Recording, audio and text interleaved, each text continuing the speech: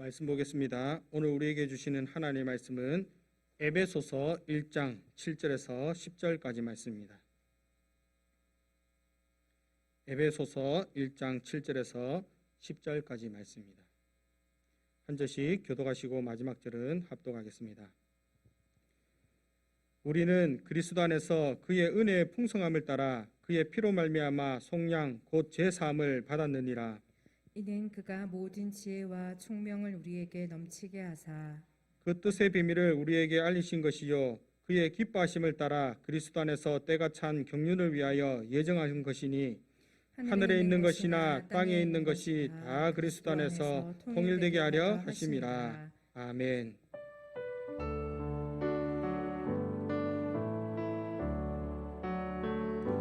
주님 이곳에 우리와 함께 하시네. 나의 몸감아 경배 드리네. 주님 이곳에 계시네. 상한 심령을 위로하시며 병든 우리 몸 고쳐주시네. 결박을 끊고 자유 주시네. 주님 이곳에 계시네.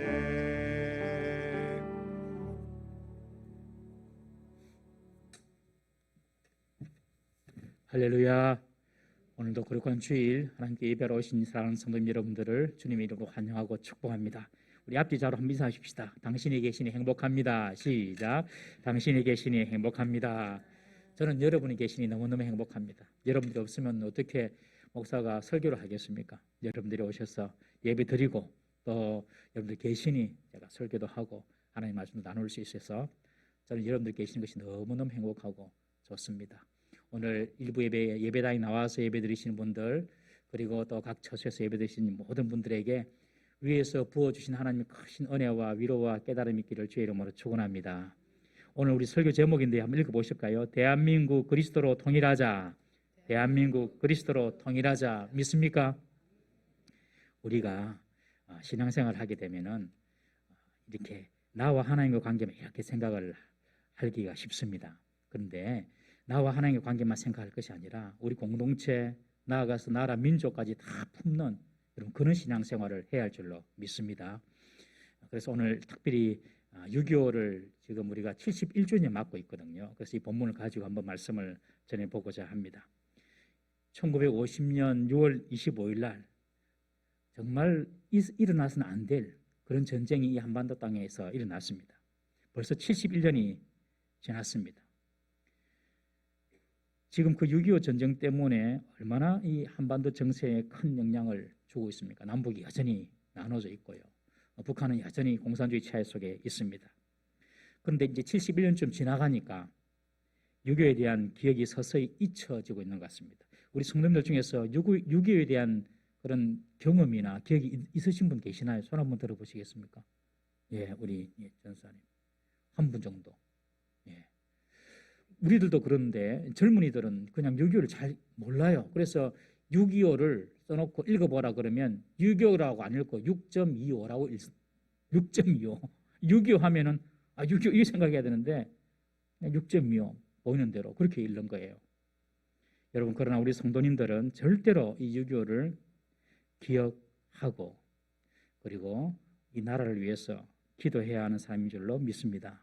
왜냐하면 여러분 이 대한민국이라는 나라가 위태로워지면 제일 먼저 피해보는 사람이 우리 성도들입니다. 성도들.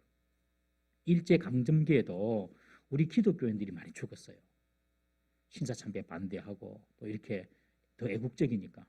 그리고 6.25 때도 공산군에 의해서 우리 성도들이 얼마나 많이 죽었습니까, 여러분?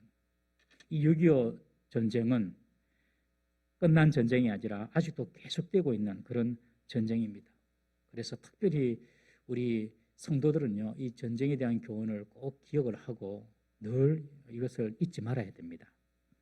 당시 북한으로 끌려간 국군 포로가 8만 2천 명 정도 됩니다. 그런데 지금 돌아온 사람이 1만 명도 채 안 됩니다, 여러분. 아직까지 많은 사람이 생사도 알지 못해요. 그리고 민간인 납북자도 10만 명 이상입니다. 10만 명 이상이 북한으로 잡혀갔어요. 살았는지 죽은지도 몰라요. 6.25 때문에 1,000만 명의 이상 가족이 났습니다. 1,000만 명. 그 당시 남한 인구가 한 3천 명이 있는데 1,000만 명이면 3분의 1이 지금 가족들이 생사를 하게 하지 못하고 있습니다. 북한에서 이게 안 나와주는 거예요. 알려주지도 않고 만나게도 해주지도 않고 지금 이런 상황 속에 우리 대한민국이 있습니다. 우리나라는 1945년 일본 제국주의의 패망과 함께 해방을 맞이했습니다. 하지만 38도선을 기준으로 해가지고 북쪽에는 소련군이 주둔하여서 조선민주주의 인민공화국이 세워졌습니다. 그리고 남쪽은 유엔에 결의하여서 총선을 이루어서 자유민주주의 대한민국이 세워졌습니다. 북쪽은 조선민주주의 인민공화국, 남쪽은 자유민주주의 대한민국이 이제 세워졌죠. 그렇지만 북한의 김일성은 1인 독재 체제를 구축하면서 남한을 적화 통일시키려고 1950년 6월 25일 주일 새벽 4시에 전쟁을 일으킵니다. 남침을 한 것이죠. 그런데 6.25를 대하는 사람들 태도로 보면 이것이 남침인지 북침인지도 확실히 잘 모르고 헷갈리는 사람들이 의외로 많습니다. 남침이라는 뜻은 이제 북한이 남쪽으로 침략했다는 뜻이고 북침이라는 것은 남한이 북한을 침입했다는 뜻이거든요. 우리는 다 이제 북한이 남쪽을 침입한 남침인지 알고 있는데 어떤 사람들은 남쪽이 먼저 공격한 거 아이가? 남쪽이 먼저 북한을 침략한 거 아니까? 이렇게 생각하시는 분도 계세요. 여러분, 당시 북한과 남한의 경제력은요, 비교할 수가 없었습니다. 북한의 모든 일본인들이 남겨둔 그 중공업 시설, 공장, 그리고 무기 공장 다 북한에 있었어요. 그리고 북한이 쳐들어올 때에 북한의 병력이 19만 8,380명, 거의 20만 명 군인들을 데리고 오는데 우리 대한민국은 약 10만 명 정도 돼 있습니다. 그러니까 군사도 2배로 우리가 적었습니다. 소련제 탱커 T-34 전차를 몰고 오는데 숲 242대, 어떤 사람은 200 열 몇 대다 이렇게 이야기하는데 대충 200한 40, 50대 되는 그 탱크를 서부, 중부, 동부 할 것 없이 그냥 밀고 내려왔습니다. 그때 우리나라는 아시다시피 탱크 한 대 없었습니다. 우리 국군들이 갖고 있었던 무기는요, 2차 세계대전 끝나고 미군이 두고 간 소총 한 대, 소총하고 그리고 수리탄, 그것이 전부였습니다. 그리고 전쟁이 발발한 지 잘 아시는 대로 3일 만에 서울이 함락이 되었습니다. 한 달이 넘으니 대전까지 조금 지나니 대구, 부산 남겨놓고 전부 다 공산군의 손에 들어가게 되었습니다. 전쟁이 일어나자마자 이렇게 강력한 그 군사력으로 밀어붙였어요, 북한이. 그러면은 북한이 셉니까? 남한이 셉니까? 북한이 세죠. 경제력도 남한의 40배나 컸습니다, 북한이. 그 당시 남한은 그냥 아무것도 없었어요. 그러니까 강한 자가 전쟁을 일으키지 약한 자가 전쟁을 일으키겠습니까? 이길 수 있다라고 생각하는 사람이 전쟁을 일으키지 힘이 약한 사람이 어떻게 전쟁을 일으키겠습니까? 그런데 아직까지도 북침이 남침인지 이런 것을 운운하고 있어요. 6.25 전쟁이 남침인지 북침인지를 아는 것이 중요합니다. 왜 중요하냐면 전쟁의 책임을 물을 수 있기 때문에 그렇습니다. 유럽의 나치 전범 재판소는 2차 세계대전을 일으킨 그리고 독일, 특별히 유대인 학살을 주도한 이 나치의 만행을 끝까지 찾아내고 심판하고 있습니다. 유럽의 전범 재판소는요. 그리고 독일 정부도 전범자들에 대해서 철저하게 책임을 묻고 그리고 심판하고 있습니다. 그런데 지금 우리 6.25 전쟁은 책임자도 없어요. 누가 일으킨지도 모르겠다 그러는 거예요. 북한에서는 남쪽이 북침했다. 계속해서 그렇게 주장하고 있지 않습니까? 남한 안에서도 그런 사람들이 있다는 것이 문제인 것입니다. 6.25 전쟁을 누가 일으켰는지 알아야지만 책임도 묻고 또 용서할 것은 용서도 하고 되는데 지금 누가 일으킨지 우리는 북한이 당연히 침략했다고 믿고 있지만은 안 그런 사람도 많다는 거예요. 6.25는 북한의 김일성이 1949년부터 당시 소련의 스탈린과 중국의 모택동과 비밀리에 접촉하면서 치밀하게 준비된 북한의 남침 전쟁입니다. 지금도 북한은 6.25에 대해서 사과 한마디 하지 않지 않습니까, 여러분? 남쪽에서 이렇게 계속 억지 주장을 하고 있는 것입니다. 이런 주장들이 정치판에도 이렇게 일어나지 않습니까? 정치판에도. 이것이 지금 한국의 현실입니다, 여러분. 그렇지만 6.25 전쟁을 북한이 일으켰지만 우리를 향한 하나님의 사랑은 정말 놀라웠습니다. 6.25 때에 정말 결정적인 하나님의 역사들이 수없이 일어났습니다. 1950년 6월 25일 날 전쟁이 일어날 때에 미국에서는 1950년 6월 24일이었습니다. 토요일, 하루 전날이잖아요.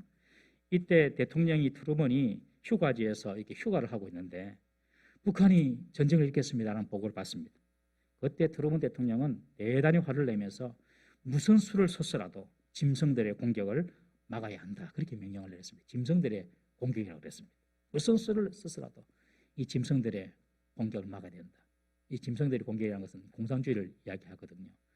미국이 공산주의를 이렇게 막지 못하면은 전 세계에 이 공산주의가 확전될 거라고 이 트루먼은 생각을 한 거예요. 전쟁 발발 하루 만에 그래서 유엔 안보리에서 북한 철수 촉구 결의안이 채택이 됐습니다. 하루 만에 북한은 빨리 철수해라 말을 안 들었어요. 그러니 3일 만에 유엔군 참전 결의안이 채택이 되었습니다. 아주 신속하게 3일 만에 남한의 유엔군을 파견하자 그렇게 결정이 난 것입니다. 이렇게 일이 빨리 진척이 된 것은 기적입니다. 그래서 미국을 위시한 16개국이 전투병력을 보내고 중립국 5개국이 의료와 물품을 지원했습니다. 당시 김일성은 전쟁 발발 2달 만에 그러니까 8월 15일 안에 8월 15일이 해방했지 않습니까? 8월 15일 안에 남북을 적화 통일한다. 이런 어떤 꿈을 갖고 있었어요. 그러니까 신속하게 전쟁을 끝내려고 했죠. 그런데 유엔군이 더 빨리 움직인 것이에요. 유엔군이 한국에 파병될 수 있었던 이유가 뭔지 아십니까? 그것은 우리 남한이 유엔에 의해서 생겨진 나라이기 때문에 그렇습니다. 남한이 일본 치하에 35년 동안 있다가 북한은 소련군이 차지하고 남한은 유엔군 속에 들어갔거든요. 그래서 유엔의 결정에 의해서 남한이라는 나라가 생겼거든요. 그러니 이 유엔이 만든 나라를 다른 나라가 침입한다는 것은 유엔을 공개하는 것이 된 것입니다. 그러니 유엔군이 참여할 수 있는 그런 근거가 된 것이죠. 만약에 일본의 지배를 우리 한국이 받지 않고 있다가 그냥 어떻게 공산주의자가 들어와 가지고 우리나라를 공격하면은 유엔군이 참여할 그런 어떤 근거가 없는 것입니다. 유엔이 인정한 나라가 아니기 때문에 참 신기하죠. 그런데 하나님께서 35-6년의 그 일본 그 압제 우리에게 너무너무 쓰라린 고통의 시간이었지만 그런 시간을 통하여서 대한민국이 유엔에 편입이 되고 유엔의 보호를 받게 되고 그리고 전쟁이 일어나니까 우리 유엔이 세운 나라를 침입해? 그래가지고 16개국이 분대를 보는 것이죠. 이런 역사는 세계에 없었죠. 그래서 유엔군이 우리나라에 들어올 수가 있었던 것입니다. 하나님의 놀라운 섭리죠, 여러분. 그리고 유엔군을 파견할 때에 잘 아시는 대로 유엔 상임이사국들이 모여가지고 결정을 하는데 그중에 한 나라도 반대표를 던지면은 유엔군을 파병할 수가 없습니다. 당시 유엔 상임이사국이 미국, 영국, 프랑스, 대만 그리고 러시아였습니다. 중국 대신에 대만이었거든요. 그런데 그날 러시아 대표가 무슨 이유인지 참여를 안 했습니다. 그러니까 4개국이 미국, 영국, 프랑스, 대만이 만장일치로 유엔군 파견하자. 그래서 유엔군이 들어오게 된 것입니다. 만약에 러시아 대표가 참전 안 됩니다. 한마디만 했으면 유엔군 못 들어오는 것입니다, 여러분. 그것도 기적이죠. 그리고 우리는 6.25가 그냥 북한군이 저기 북쪽에서 밑으로 이렇게 공개해온 전투로 알고 있는데 여러분 북한군이 북쪽에서 남한을 침입할 때에 또 어디로 공격을 했냐면, 요새 이제 그런 사실이 좀 드러나고 있는데, 북한군이 아주 특수요원 600명을 소련 1000톤급 수송선에 태워가지고 부산을 치려고 했습니다. 그래서 특수훈련받은 600명의 정예 요원들이 소련 1000톤급 그 수송선을 타고 부산으로 내려왔어요. 부산 밑으로. 부산을 정복하려고. 왜냐하면 부산을 딱 먹으면 위에서 밑으로 내려오고 밑에서 위로 올라가면 그냥 남한은 바로 적확대 통일되는 것입니다. 그래가지고 이 부산을 점령하기 위해서 그냥 몰래 전쟁이 일어나면서 그날 밤에 바로 수송선을 부산으로 보냈습니다. 그런데 놀라운 것은 우리나라에 그때 군함이 있었을까요? 없었을까요? 몇 대 있었을까요? 한 대 있었습니다. 한 대. 딱 그 한 대가 부산을 지키고 있었거든요. 한 대가. 그 군함 한번 보여주십시오. 이름이 백두산함입니다. 혹시 그림 나옵니까? 예. 이겁니다. 이 군함이 어떤 군함이냐면 2차 세계대전 때에 미군이 썼던 초계함인데 450톤급 초계함입니다. 그런데 2차 세계대전이 끝나고 난 이후에 다 무장 해제하고 민간 어선으로 사용된 배였습니다. 민간 어선으로. 그리고 해양 실습용으로 배는 이렇게 생겼다. 이런 교제용으로 사용된 배였어요. 무장 해제 다 하고. 이것을 이승만 대통령이 우리 군함 하나 있으면 안 되겠나 싶어가지고 군함을 사라 했습니다. 그때 국민 선급 2만 달러도 안 됐습니다. 그 돈을 가지고 저걸 산 거예요. 그러니까 어선을 다 산 거예요. 어선. 그걸 갖다가 고치고 해가지고 저걸 갖고 온 거예요. 그래가지고 갖고 오는데도 저기 보면 저기 포신이 보이는데 포 한 문만 장착하고 군함에 포 한 문이 대포 그냥 하나만 장착하고 갖고 온 거예요. 그래도 군함은 있어야 되겠다고 해가지고 그래가지고 그 군함을 이제 부산에 딱 지키고 있었는데 지금 저 450톤급인데 백두산함이라고 하는데 1000톤급의 그 소련의 그 수송선이 온 겁니다. 그 소련의 수송선을 북한군이 운전할 수 없으니 소련 장교가 북한복을 입고 운전해 온 거예요. 그래 딱 왔는데 포 한 문 있는 이 배가 그 1000톤이 넘는 중무장한 그 소련의 수송선 600명의 북한군을 태운 그 배를 침몰시킨 것입니다. 이게 기적입니다. 기적. 만약에 뚫혔으면은 북한이 우리 부산을 정복했으면은 점령했으면 생각해 보십시오. 유엔군이 들어올 데가 없습니다. 유엔군이 다 부산항을 통해 들어왔고 그리고 나라의 세계의 물자들도 다 부산항을 통해 들어왔는데 부산을 북한이 딱 지키고 있으면 어떻게 들어오겠습니까? 이것도 기적인 것입니다. 전투 요소마다 하나님의 기적의 손길이 많았던 것이 6.25 전쟁이었습니다. 이후에 북한군이 낙동강을 앞두고 낙동강 위에까지 다 찾아왔지 않습니까? 그래서 대구, 부산, 낙동강 정선을 이제 최후의 방어선으로 잡고 지금 유엔군과 우리 대한민국 국군들이 지키고 있는데 미국의 강력한 무기가 공군력이었습니다. 공군력. 공군력으로 이제 북한을 때려야 되는데 그날 늦은 장마로 인해 가지고 비가 오는 거예요. 공군이 못 뜨는 겁니다. 요새 비행기야 날씨 기후 상관없이 뜨지만 당시는 비만 와도 못 뜨거든요. 그러니까 북한군의 그 전력을 갖다가 괴멸할 방법이 없는 거예요. 당시 부산에 피난 온 목사님들과 부산의 목사님들이 대신동 초등학교에 모였습니다. 모여가지고 일주일 동안 금식 기도하면서 하나님 이 나라를 살려달라고 기도했습니다. 그리고 잘 아시는 대로 초량교회에 이승만 대통령을 위시하여서 목사 장로들이 모여가지고 하나님 이 나라를 지켜달라고 기도했습니다. 그것은 다 잘 아시는 역사죠. 간절히 기도하는데 그 장마 기간 동안에 3일 동안 비가 안 내렸습니다. 그때에 미군 폭격기 B-29가 떠서 인민군들을 낙동강 전선을 넘을 수 없도록 완전히 쑥대밭을 다 만들어버립니다. 그래가지고 인민군의 전력이 아주 많이 다운됐습니다. 그리고 그 이후에 9월 15일 6.25 한 세 달도 채 못 지난 그때에 메가더 장군이 5,000분의 1이라는 성공 확률, 인천 상륙 작전이 5,000분의 1의 성공 확률이었습니다. 전문가들 하는 말이 4,999는 다 실패다. 5,000번 상륙에서 한 번 성공할 수 있는 확률이다. 5,000분의 1 확률이었습니다. 그 인천 상륙작전을 메가더 장군이 감행하여서 성공합니다. 그래서 북한군의 허리를 끊고 전세를 일거에 역전시켜서 1950년 9월 28일 서울을 탈환하게 되는 것입니다.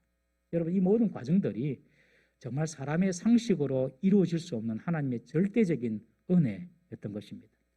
6.25 전쟁이 이렇게 하나님의 섭리 가운데서 우리 남한은 유리하게 이렇게 진행이 되었던 것이죠.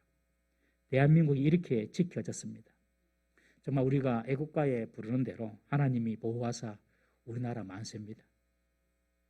이렇게 하나님의 은혜와 또 희생당한 우리 전몰 장병들의 목숨값으로 지켜진 땅이 우리 대한민국이지 않습니까? 그런데 지금 대한민국 형편은 어떻습니까? 하나님의 축복으로 경제도 발전하고 이만큼 잘 살게 해 주었습니다. 전쟁을 치르고 전 국토가 폐허가 된 나라, 세계에서 이디오피아 다음으로 잘 사는 나라, 그때 이디오피아 다음으로 우리가 못 사는 나라였어요. 그런 나라가, 원조를 받던 나라가 지금은 세계를 원조하는 나라가 되었습니다. 그런데 이렇게 좀 살만해지니까 교만하고 사치하고 쾌락하여서 방탕한 삶을 살고, 정치인들은 정말 국가와 국민을 위하여서 정치를 하는 것이 아니라 당락에 빠져가지고 자신들만이 이 나라를 더 잘 세울 수 있다고 그렇게 지금 외치면서 다투고 싸우고 있지 않습니까, 여러분? 이 나라가 정치인이 하는 것이 아닙니다. 하나님이 하시는 거죠. 자기 아니면 안 된다는 것. 대통령도 자기 아니면 안 된다. 뭐 그러면서 지금 다 자기가 최고다고 이야기하고 있습니다. 그러면서 서로 헐뜯고 싸우고 있습니다. 여러분, 우리 성도님들은요, 정말 정신을 차려야 할 줄로 믿습니다. 아직 우리는 전쟁도 끝나지 않았고 과거에 어리석고 무능하여서 우리나라도 일본에 강탈당한 적이 있는 그런 나라가 우리나라입니다. 이 교훈을 우리가 잘 기억을 하고 오늘을 살아야 하는데, 그래서 일심단결하여서 미래를 준비해야 함에도 불구하고 지금도 여전히 싸우고 있습니다. 남과 북은 분열되어 있고 여전히 정치는 좌파와 우파로 나뉘어져 있고 세대는 기성세대와 젊은 세대로 나누어서 서로 미워하고 있습니다. 여러분. 이 우리나라의 현실입니다. 여러분. 이 모든 분열과 이 모든 불화가 일치가 되고 연합이 되고 하나가 되어야 할 줄로 믿습니다. 그래야지 하나님께서 이 대한민국을 사용하시고 축복하십니다. 어떻게 그 일이 가능하겠습니까, 여러분? 어떻게? 남북이 어떻게 하나 되고 화합할 수 있겠습니까, 여러분? 지금 이 대한민국을 중심으로 중국, 러시아, 미국, 일본, 세계에서 최고로 강하다는 나라들이 다 둘러싸여 있습니다, 우리 대한민국이. 우리가 정신을 똑바로 차리고 속히 남북이 하나가 되고 통일을 해야 되는데, 저 북한은 저거 김씨 자기들만 잘 먹고 잘 살려고 내가 김씨를 욕하는 것이 아닙니다. 예. 저러고 있다는 거예요. 뭐 어떻게 이 남북이 여러분들 통일이 되겠습니까? 하나가 되겠습니까? 오늘 그 비밀을 제가 말씀드리겠습니다. 여러분, 분열이 일치가 되고 불화가 화합이 되는 것은 하나밖에 없습니다. 그것은 바로 말씀으로 돌아가는 것입니다. 우리 시편 119편 105절 말씀 한번 보겠습니다. 시작. 주의 말씀은 내 발의 등이요 내 길의 빛이니이다. 주님 말씀이 우리의 발을 밝히는 등불이고 캄캄한 내 길을 가는 빛입니다. 어떻게 남북이 하나가 되고 동서가 하나 되고 세대 간의 갈등이 하나가 되고 통일될 것인가? 말씀으로 돌아가야 돼요. 우리 대한민국의 앞날은 말씀에서 찾아야 됩니다. 성도님들이 이 사실을 분명히 아셔야 됩니다. 오늘 본문 말씀을 그래서 살펴보려고 합니다, 여러분. 오늘 본문의 말씀은 정말 우리나라가 나아가야 될 길을 보여줍니다. 에베소서입니다. 에베소는 지금 터키에 있는 지역입니다. 이 에베소서의 수신자인 에베소 교회, 이 에베소 교회는 사도 바울이 2차 전도 여행하면서 세웠던 교회입니다. 그리고 이 에베소 교회를 사도 바울이 특별히 사랑했습니다. 그래서 3차 전도 여행 때는 이 에베소 교회에 2년 3개월 동안 머물면서 그냥 그 교회를 목회했습니다. 이 바울이 얼마나 그 교회가 좋았던지 거기서 편지도 쓰고 성도들을 목회해서 2년 3개월 동안. 그러나 이 에베소라는 지역은 아시아와 잘 아신 대로 터키 지역이 아시아와 유럽의 그 사이에 있기 때문에 아주 지정학적으로 교통의 요충지였습니다. 그래서 무역, 상업이 아주 발달했습니다. 그로 인해서 무역과 상업이 발달하고 사람들이 많이 모이니까 뭐도 많아지냐면 우상도 많아집니다. 그래서 이 에베소 지역은 우상이 아주 범람하는 그런 지역이었습니다. 그런데 그곳에서 교회를 세웠어요. 그 교회가 얼마나 힘들었겠습니까? 우상 속에서. 그래서 이런 이교적인 문화와 환경 속에 에베소 교회가 흔들리는 것을 바울이 알고 에베소 교회에게 쓴 편지가 에베소 교회입니다. 그 주된 내용은 뭐냐면 교회의 본질이 무엇인가, 교회는 어떻게 세워져야 되는가, 그 이야기를 이 에베소서를 통하여 말씀하고 있습니다. 교회의 본질이 무엇인가, 교회는 어떻게 세워져야 되는가. 너무 이렇게 이방 세력 가운데 그리고 우상 문화 가운데 교회가 딱 있으니 그 문화가 교회 안으로 들어오는 거예요. 그래서 교회의 본질은 이렇게 돼야 돼. 교회는 이렇게 세워져야 돼. 그걸 가르치기 위해서 쓴 편지가 에베소서입니다. 그리고 서론에서 그 교회에 대해서 이야기하기 전에 그리스도인들이 어떤 사람이며 그리스도인들은 어떤 복을 받은 사람인지를 설명하고 있는 것이 오늘 본문의 이야기입니다. 오늘 본문에는 그리스도인이 어떤 사람이며 그리스도인들이 어떤 복을 받았느냐 그걸 지금 설명해 주고 있거든요. 여러분 크게 두 가지로 볼 수 있습니다. 여러분 그리스도인들이 어떤 복을 받았습니까? 첫 번째는 7절에 보니까 그리스도인은 구원의 복을 받은 사람이다 라고 기록하고 있습니다. 여러분 저와 여러분들은요 구원의 복을 받은 사람입니다. 사람의 문제가 어디에서 출발합니까? 왜 사람들이 고통과 슬픔을 겪고 살고 있습니까? 다 죄 때문인 것입니다. 먹고 사는 일도 참 힘들지요. 먹고 사는 일이 왜 이렇게 힘듭니까 여러분? 죄 때문입니다. 아담의 죄로 인해서 이 땅에 가시덤불과 엉겅퀴가 났습니다. 그러니까 먹고 살기 위해서 이거 제거하면서 살아야 되는 겁니다. 먹고 사는 것이 힘든 것이죠. 죄 때문에 결국 먹고 사는 일이 힘들어졌습니다. 요새는 코로나 때문에 식당에 가보더라도 식당문을 닫은 데가 많이 있어요. 우리 성도님들 중에서도 코로나 때문에 힘들어하는 성도님이 계십니다. 우리 성도님들은 식사하실 때 혹시 있으면 가능한 우리 성도님들 집 식당으로 가셔서 식사를 하시면 좋겠다 싶습니다. 근데 이 코로나19 이 바이러스의 정확한 원인은 아직까지 알 수 없으나 이 코로나 바이러스는 노루나 족제비, 너구리, 사양 고양이, 박쥐 등 야생 동물을 통해서 사람에게 감염되는 경우가 대부분이라고 합니다.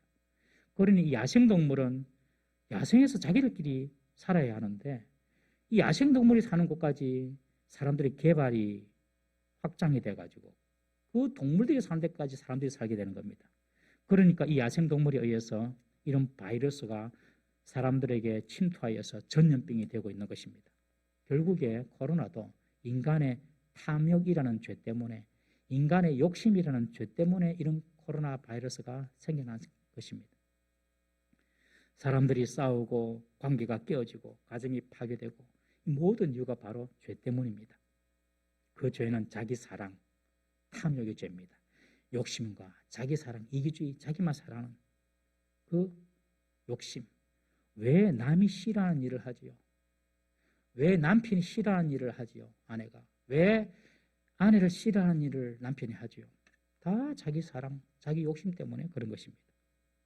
타락한 본능에 이끌려서 자기 욕심을 채우려고 여러분 죄를 짓는 것이죠. 여러분 인간 고통의 원인이 무엇인가? 그것이 바로 죄입니다. 죄.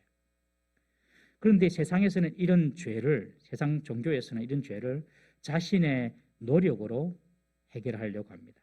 자기가 지은 죄보다도 선행을 더 많이 하면 내 죄가 없어진다. 이 정도 생각하는 것이죠. 여러분 죄는요 없어지는 것이 아닙니다. 죄는 죄값을 받아야 되는 것입니다. 우리 예수님께서 십자가에서 우리 대신 피 흘려 죽으심으로 우리의 죄값을 대신 지셨습니다. 그래서 우리가 그 예수님을 믿을 때에 죄의 문제를 해결받고 용서받는 길이 열리는 것입니다. 우리 히브리서 10장 10절 말씀 보겠습니다. 시작. 이 뜻을 따라 예수 그리스도의 몸을 단번에 들이심으로 말미암아 우리가 거룩함을 얻었노라. 예수님께서 당신의 몸을 단번에 들이심으로 십자가에 죽으심으로 그 사실을 믿고 받아들일 때에 우리의 죄가 용서받고 거룩하게 된다는 말이죠. 예수님의 대속적 죽음으로 말미암아만 모든 죄인이 새로운 피조물이 되는 것입니다. 이런 죄 용서를 받고 구원받는 것이 그리스도인들이 받는 첫 번째 큰 복입니다. 여러분, 죄 용서를 받으면, 구원받으면 인생이 달라집니다. 과거의 죄와 죄책감에 더 이상 매여 있지 않습니다. 담대함과 당당함이 생깁니다. 삶의 이유도 달라집니다. 지금까지는 나를 위하여 살았던 삶에서 이제는 나를 위하여서 십자가에 죽으시고 나를 구원하신 주님을 위한 삶으로 바뀌게 되는 것입니다. 매일 하루하루 목적 없이 그냥 살다가 이제는 내가 먹든지 마시든지 무엇을 하든지 하나님의 영광을 위하여 살겠다, 이런 삶의 목표가 생기는 것입니다. 구원받은 사람은요, 이 땅의 사건 때문에 너무 일희일비하지 않습니다. 이 땅에서 살다가 좀 실패하고 이 땅에서 살다가 좀 어려움 당해도 너무 거기에 일희일비하지 않습니다. 왜냐하면 이 땅의 삶은 다 사라지는 것이고 언젠가 우리는 하나님 앞에 설 사람이기 때문에 늘 그날을 기억하며 하나님 앞에 설 날을 기억하며 살아가는 사람이 구원받은 사람인 줄 믿으시기를 바랍니다. 이런 죄로부터의 구원, 심판으로부터 구원받은 복이 우리 그리스도인들이 받는 큰 복이라는 사실을 꼭 기억하십시오. 두 번째로 성도들이 받는 복이 어떤 복입니까? 성도들은요, 지혜와 8절에 보면 지혜와 총명을 우리에게 넘치게 해주셨다. 지혜와 총명을 복을 주셨습니다. 지혜와 총명은 다른 말로 말하면 분별력 혹은 이해력, 통찰력으로 설명할 수가 있습니다.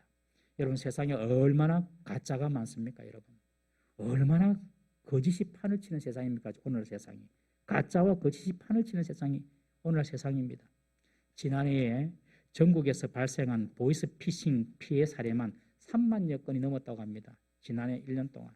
그리고 피해 금액은 무려 7천억 원에 달한답니다. 여러분, 계속해서 보이스피싱에 대해서 우리가 경고를 하더라도 사람들이 이렇게 자빠지고 넘어집니다. 아주 이 기법이 아주 개발되고 아주 또 이렇게 계속 자기들도 변화하니까 거기에 사람들이 넘어지는 것입니다. 3년 전보다 보이스피싱 피해금이 3배나 늘었답니다.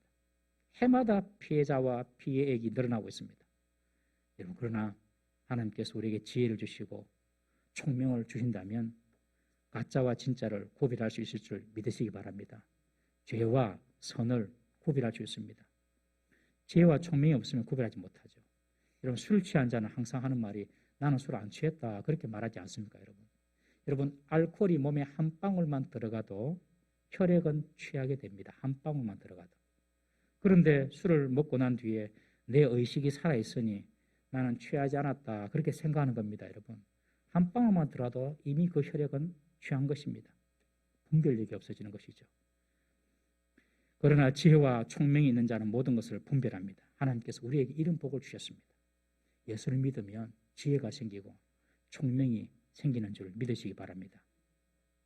그리고 이런 지혜와 총명을 주신 이유가 뭐냐면 우리에게 비밀을 알려주기 위함이다 라고 기록하고 있습니다. 10절에 보면 우리에게 비밀을 알려주기 위함이다. 그런데 그 비밀이 무엇이냐? 10절에 하늘에 있는 것이나 땅에 있는 것이 다 그리스도 안에서 통일되게 하려 하시는 것이다. 하나님께서 우리에게 지혜를 주시고 총명을 주셨는데 이 지혜와 총명은 하나님의 비밀을 깨닫는 것인데 그 비밀이 무엇이냐? 그 비밀은 하늘에 있는 것이나 땅에 있는 것이나 다 그리스도 안에서 통일되게 하려는 것이다.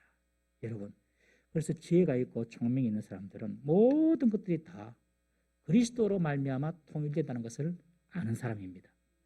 여러분, 세상은 죄로 말미암아 만물이 오염되고 분열되었습니다. 죄와 타락으로 인해서 만물이 하나님께로부터 멀어지고 서로 다 분열되었습니다. 그래서 이 분열이 그리스도 안에서, 즉 그리스도의 주권 아래서 다 모여서 통일되게 될 것이라는 것입니다.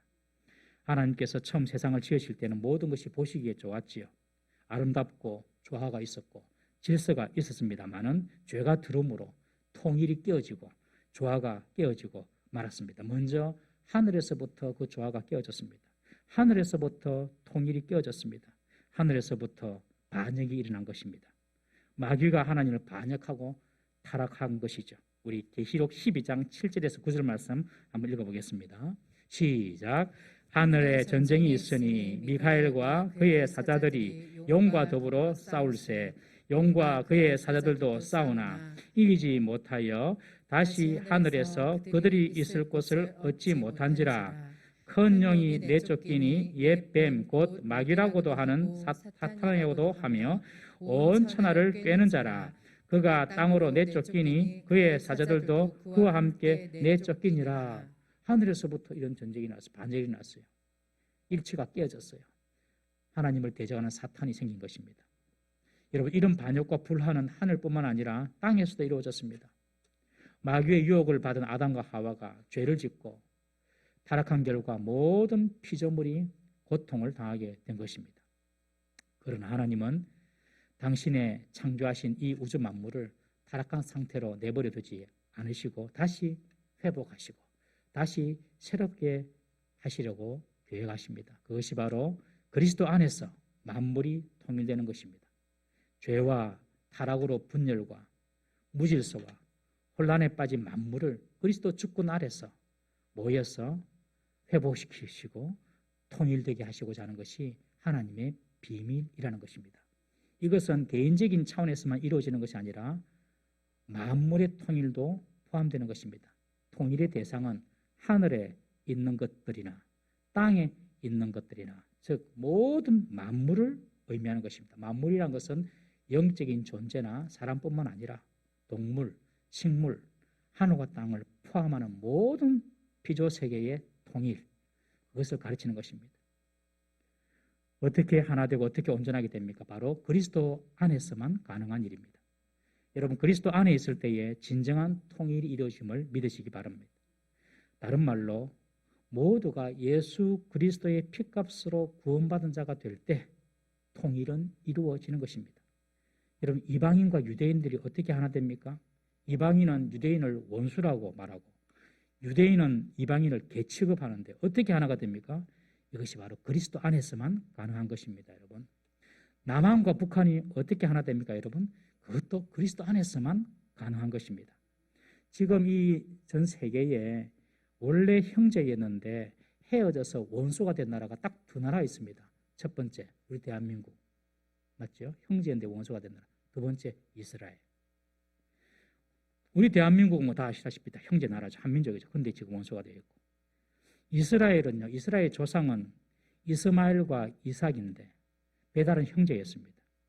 그런데 이스마엘의 후손 아랍 민족이 생겨나고 이삭의 후손 유대인들이 생겨나서 아랍 후손은 이슬람을 만들고 이삭의 후손은 유대교를 만들어서 지금 이슬람과 유대교가 종교적으로 싸우고 있는 나라가 바로 이스라엘입니다.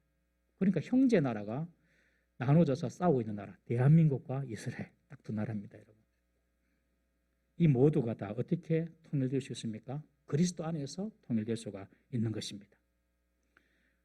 모두가 예수님을 믿는 사람이 될 때 여러분, 통일이 이루어지는 것입니다. 동독과 서독의 통일을 보십시오. 그들이 정치적으로 정치인들이 모여가지고 통일을 의논한 것이 아닙니다. 여러분, 동독과 서독이 통일된 것은 동독에 니콜라이 교회라는 교회가 있는데 이 교회에서 매일 월요일 저녁에 기도 모임이 있었습니다. 소수 사람들 모여서 기도하는 거예요. 나라를 위해서 기도하고 동독 사람들이 모여서 이렇게 통일을 위하여 또 기도하고 기도하다가 그 니콜라이 교회에 사람들이 점점점 많이 모여서 기도하는 사람 숫자가 늘어났습니다. 그러다가 야, 우리 기도만 할 게 아니다. 밖에 나가서 시위를 하자. 그래가지고 이 기도하던 사람들이 기도하고 니콜라이 성당 밖으로 나가서 시위를 했습니다. 속히 통일을 위하여서 통일을 해라. 그리고 서독으로의 여행이 자유롭게 해달라. 뭐 이런 기치를 내걸면서 사람들이 시위를 했습니다. 그런데 그 시위에 사람들이 벌떼처럼 모였습니다. 그 시위가 어디까지 갔냐? 베를린 장벽까지 갔습니다. 베를린 장벽까지 그 시위가 간 거예요. 그래가지고 통일됐습니다. 이 말이 됩니까, 여러분? 여러분들 뉴스에 보시면 알겠지만 베를린 장벽을 누가 깹니까? 시민들이 그냥 깨고 있어요. 시민들이. 여러분, 그렇게 서독과 동독이 전혀 정치적으로 어떤 통일을 의논하고 그렇지 않았는데도 이 사람들의 시위하는 사람들에 의해 가지고 그냥 통일이 되어버렸습니다. 그런데 그 시위하는 사람들의 그 중심에는 누가 있었냐면 바로 니콜라이 교회의 기도 모임이 있었던 것입니다. 여러분, 우리나라의 통일이 어떻게 이루어질까요? 저는 정치적으로, 경제적으로 통일이 된다고 생각하지 않습니다. 우리나라의 통일은 제가 볼 때, 저는 뭐 정치도 모르고 아무것도 모르지만 이렇게 생각해 보면 북한 내부에서 자체적으로 시민들이 각성해서 일어나야 됩니다. 북한 내부에서. 우리가 도와줄 수 있는 것은 한계가 있습니다. 북한 내부에서 시민들이 각성해서 일어나야 됩니다. 그런데 그 일을 누가 합니까, 여러분?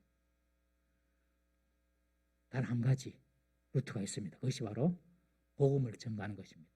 북한에 복음이 들어가면 그 일이 가능합니다. 여러분, 복음은 사람이 어떤 존재인가를 보게 합니다. 그리고 진리가 들어가면 자유를 갈망하게 됩니다. 그래서 여러분, 북한 당국이 기독교를 제일 핍박하지 않습니까? 기독교만 들어가면 공산주의가 무너진다는 것을 너무 잘 알고 있기 때문에 여러분, 북한에서는 기독교인들을 너무너무 박해합니다. 성경책만 갖고 있어도 정치범 수용소에 여러분들 잡혀가지 않습니까? 정치범 수용소는 법적인 절차 없이 바로 체포되어서 구금되는 것이 정치범 수용소입니다.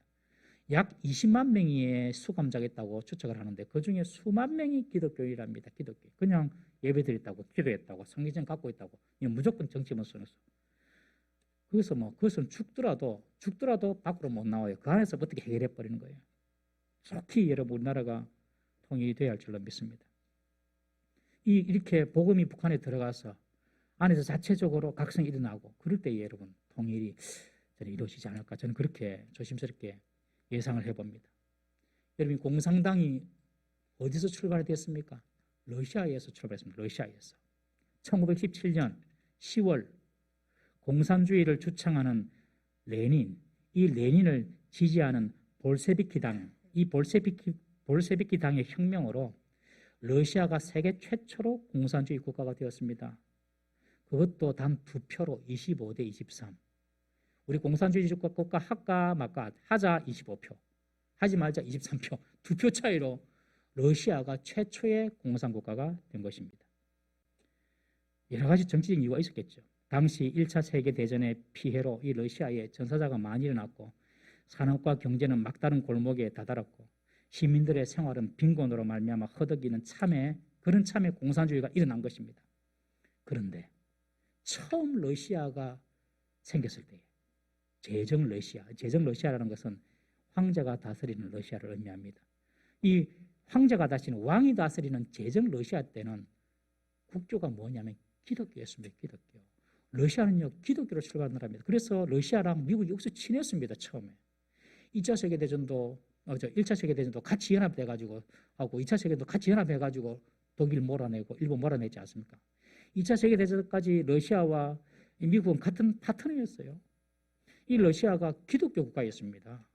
그런데 황제나 귀족들이 성경의 가르침대로 살지 못하고 그 당시 기득권을 가진 자들이 기독교인들이 많았거든요.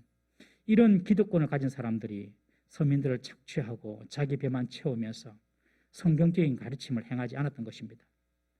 기독권자들이 복음대로 살지 않으니까 이 피지배층의 사람들이 박탈감과 분노가 생겨나게 된 것이죠. 그 사이로 공산주의가 들어가고 사람들은 공산주의를 선택하게 된 것입니다.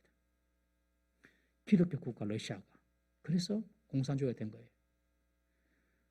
하나님을 믿는 황제나 임금이나 귀족들이 제대로 하나님 말씀대로 살지 못하고 사람들이 힘들게 하고 오히려 말씀에 반하여 사니까 공산주의가 그 틈에 들어온 것입니다. 사랑하는 성도님 여러분, 우리가 예수님을 잘 믿는다는 것은 그것이 내게만 복이 되는 것이 아니라 그것이 바로 교회를 지키고 이 나라의 민주주의도 지키고 남북을 통일시키는 길임을 믿으시기를 바랍니다. 특히 우리가 북한을 위해서는요, 우리 성도님들이 끊임없이 기도해야 됩니다. 예수 안 믿는 사람들은 북한을 위해서 기도할 리가 없죠. 뭐한다고 북한에서 기도하겠습니까? 요새 어떤 사람들은 통일할 필요 없다. 통일하면 우리 못 사니까 이렇게 이야기해요. 경제적으로는 풀려고. 장기적으로는 물론 이익이 되지만 우리는 그런 차원이 아니라 정말 북한에서 고통당하는 성도들, 북한 인민들을 위하여서 우리가 남북 통일을 위하여 정말 기도해야 할 줄로 믿습니다. 여러분, 그리고 우리가 이 땅에서 해야 할 일은 정말 복음을 알고 하나님의 백성이 어떤 사람인지를 우리의 삶으로 보여줘야 한다는 것이죠.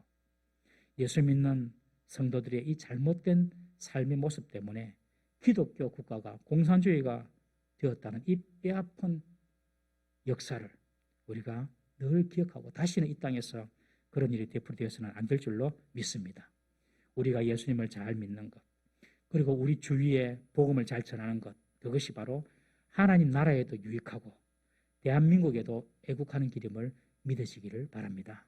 남북이 통일하는 길, 다른 길이 아닙니다. 정치 경제가 아닙니다. 그리스도로 통일되는 것입니다. 그래서 북한을 위해서 우리가 기도하고, 우리는 이 땅에 살면서 믿는 자로서의 바른 삶을 행동한다면 하나님께서 우리 시대에 여러분 통일을 주실 줄 믿습니다. 그 일을 위해서 기도하는 저와 여러분들 되시기를 주의 이름으로 축원합니다. 우리 시간 다 같이